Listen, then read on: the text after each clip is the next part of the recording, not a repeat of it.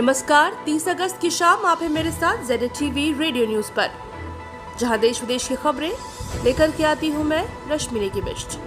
और वक्त है न्यूज हेडलाइंस का।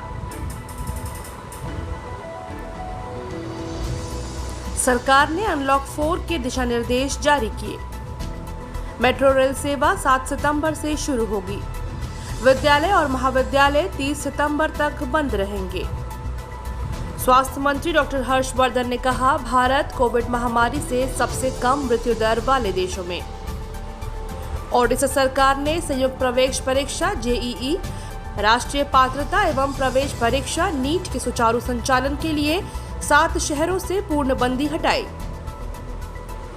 प्रवर्तन निदेशालय ने चीन के ऑनलाइन सट्टेबाजी ऐप चलाने में शामिल कंपनियों के लगभग 47 करोड़ रुपए फ्रीज किए। और भारत ने अगले महीने रूस में होने वाले बहुपक्षीय संयुक्त सैन्य अभ्यास से अलग हटने का फैसला किया। और अब खबरें विस्तार से। गृह मंत्रालय ने कंटेनमेंट जोन के बाहर के क्षेत्रों में और गतिविधियां खोलने के नए दिशा निर्देश जारी किए हैं। 1 सितंबर से लागू हो रहे अनलॉक 4 में और अधिक गतिविधियां खोलने की प्रक्रिया आगे बढ़ाई गई है। गृह मंत्रालय के परामर्श से आवासन और शहरी कार्य मंत्रालय तथा रेल मंत्रालय द्वारा मेट्रो रेल 7 सितंबर से क्रमबद्ध तरीके से संचालित करने की अनुमति दी जाएगी। आवासन और शहरी कार्य मंत्रालय इस संबंध में मानक संचालन प्रक्रिया जारी करेगा। 21 सितंबर से 100 व्यक्तियों की सीमा के साथ सामाजिक, शैक्षणिक, खेल, मनोरंजन, सांस्कृतिक, धार्मिक, राजनीतिक कार्यों और अन्य सभाओं की अनुमति दी जाएगी। इसमें मास्क लगाना, सुरक्षित दूरी के मानकों का पालन करना, थर्मल स्कैनिंग और हैंड वॉश सैनिटाइजर का प्रयोग अनिवार्य होगा। 21 सितंबर से ओपन एयर थिएटरों को खोलने की अनुमति होगी। गृह मंत्रालय ने कहा कि राज्यों और केंद्र शासित प्रदेशों के साथ व्यापक विचार विमर्श के बाद निर्णय लिया गया है कि 30 सितंबर तक विद्यार्थियों और नियमित कक्षाओं के लिए स्कूल, कॉलेजेस, शैक्षणिक कोचिंग संस्थान बंद रहेंगे। ऑनलाइन या दूरस्थ शिक्षा की अनुमति दी जाएगी और इसे प्रोत्साहित किया जाएगा। गृह मंत्रालय ने कहा कि राज्यों और केंद्र शासित प्रदेशों की सरकारें ऑनलाइन अध्यापन या टेलीफोन पर परामर्श देने और संबंधित कार्यों के लिए स्कूलों में 50% तक शिक्षण और गैर शिक्षण कर्मचारियों को बुला सकते हैं। कंटेनमेंट जोन के बाहर के छात्रों में 9वीं से 12वीं कक्षा के छात्रों को अपने शिक्षा से परामर्श लेने के लिए स्वेच्छा से स्कूल आने की अनुमति दी जा सकती है। इसके लिए छात्रों को अपने माता पिता या अभिभावकों की लिखित अनुमति प्रस्तुत करनी होगी। कंटेनमेंट जोन में लॉकडाउन 30 सितंबर तक कड़ाई से लागू होगा। कंटेनमेंट जोन के बाहर के क्षेत्रों में सिनेमा हॉल, स्विमिंग पूल, मनोरंजन पार्क, थिएटर और इसी तरह के स्थानों को छोड़कर सभी गतिविधियों की अनुमति होगी। यात्रियों की अंतर्राष्ट्रीय हवाई यात्रा पर भी प्रतिबंध होगा और केवल गृह मंत्रालय की स्वीकृति से ही इसकी अनुमति दी जाएगी। व्यक्तियों और वस्तुओं का राज्य के अंदर और राज्य के बीच आवागमन पर कोई प्रतिबंध नहीं होगा। इस तरह के आवागमन के लिए अलग से अनुमति या स्वीकृति अथवा ई परमिट की आवश्यकता नहीं होगी। गृह मंत्रालय ने राज्यों को कंटेनमेंट जोन के बाहर किसी भी तरह का स्थानीय लॉकडाउन न लगाने की सलाह दी है। सुरक्षित दूरी सुनिश्चित बनाए रखने के लिए कोविड-19 प्रबंधन के राष्ट्रीय निर्देशों का देश भर में पालन जारी रहेगा।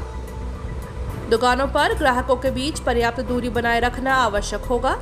गृह मंत्रालय राष्ट्रीय निर्देशों के प्रभावी ढंग से लागू किए जाने की निगरानी करेगा।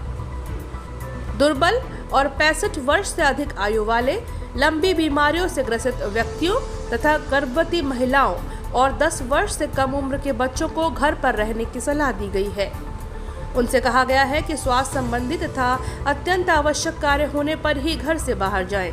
गृह मंत्रालय ने कहा कि नए दिशा निर्देश राज्यों और केंद्र शासित प्रदेशों से मिले सुझावों तथा केंद्रीय मंत्रालयों और विभागों के साथ व्यापक विचार विमर्श पर आधारित हैं।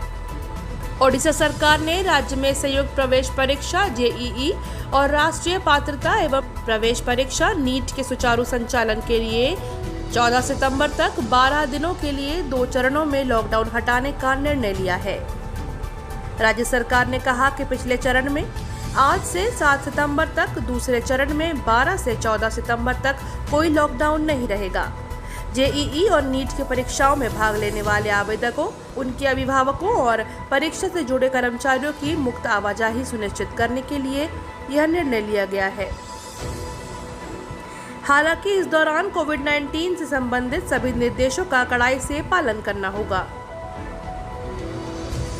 जेईई परीक्षा 1 से 6 सितंबर के बीच होनी है, जबकि नीट का आयोजन 13 सितंबर को होगा। प्रवर्तन निदेशालय ने चीन के ऑनलाइन सट्टेबाजी ऐप चलाने में शामिल कंपनियों के लगभग 47 करोड़ रुपए फ्रीज कर दिए हैं।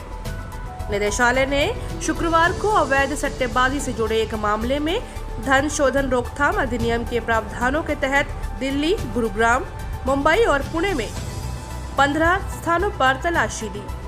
निदेशालय का कहना है कि अवैध ऑनलाइन बैटिंग ऐप में शामिल भारत के बाहर से संचालित वेबसाइटों के पंजीकृत कार्यालयों, उनके निर्देशकों और चार्टर्ड अकाउंटेंट के ठिकानों पर तलाशी के दौरान 17 हार्ड डिस्क, 5 लैपटॉप, फोन, कई आपत्तिजनक दस्तावेज बरामद किए हैं और HSBC बैंक के 4 खाते में जमा 47 करोड़ रुपए फ्रीज किए गए हैं। जम्मू कश्मीर में श्रीनगर के पंथा चौक इलाके में कल देर रात सुरक्षा बलों और मुठभेड़ में 3 आतंकवादी मारे गए हैं। पुलिस और केंद्रीय रिजर्व पुलिस बल की संयुक्त टीम चौकी पर आतंकवादियों की गोलीबारी के बाद यह मुठभेड़ हुई।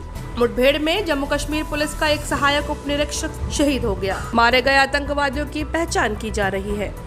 भारत ने रूस में अगले महीने होने वाले बहुपक्षीय सैन्य अभ्यास का अवकाश में 2020 से अलग हटने की घोषणा की है। रक्षा मंत्रालय ने बताया कि भारत और रूस नजदीकी और विशिष्ट राजनीतिक साझेदार हैं। रूस के नियंत्रण पर भारत कई अंतर्राष्ट्रीय योजनाओं में भाग लेता रहा है, लेकिन कोविड महामारी और इसके कारण अभ्यास में साजो सामान की व्यवस्था सहित संबंधित कठिनाइयों को लेकर भारत ने कावकाज 2020 में सैन्य टुकड़ी नहीं भेजने का निर्णय लिया है। मंत्रालय ने बताया कि रूस को इस निर्णय से अवगत करा दिया गया है। शंघाई सहयोग संगठन की महत्वपूर्ण बैठक में शामिल होने के लिए रक्षा मंत्री राजनाथ सिंह हमारे YouTube चैनल से जुड़ने के लिए ZATV को सब्सक्राइब करें और नए वीडियो सबसे पहले देखने के लिए नीचे दिए गए बेल बटन को प्रेस करना ना भूलें।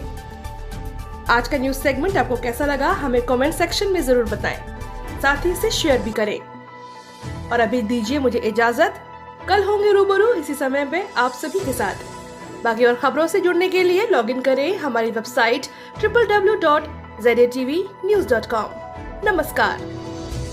अगले सप्ताह रूस यात्रा से पहले यह निर्णय आया है। और ये थे अब तक के मुख्य समाचार। हमारे YouTube चैनल से जुड़ने के लिए ZATV को सब्सक्राइब करें और नए वीडियो सबसे पहले देखने के लिए नीचे दिए गए बेल बटन को प्रेस करना ना भूलें। आज का न्यूज सेगमेंट आपको कैसा लगा हमें कमेंट सेक्शन में जरूर बताएं, साथ ही इसे शेयर भी करें। और अभी दीजिए मुझे इजाजत, कल होंगे रूबरू इसी समय पे आप सभी के साथ। बाकी और खबरों से जुड़ने के लिए लॉगिन करें हमारी वेबसाइट www.zatvnews.com। नमस्कार।